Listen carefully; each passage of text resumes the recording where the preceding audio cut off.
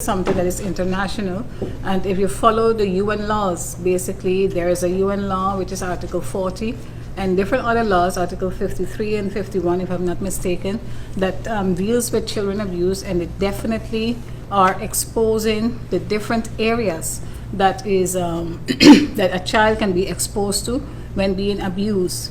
So to that extent, you can see that if on international level they are considering it so important that they are even taking it to a further step to detail the law. So that means to say it's something that they take very serious.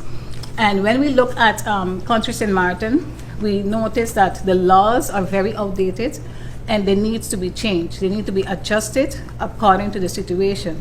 And more often than not, you notice that perpetrators of sexual abuse to minors are walking away scotch-free, or they just get, like MP Grisha said, a slap on the wrist. So to that extent, the law is something that we have to reinforce, make sure that the proper details are in there so we can tighten up for when the lawyers are basically defending their the victims, that basically they get a better chance and opportunity that justice is served.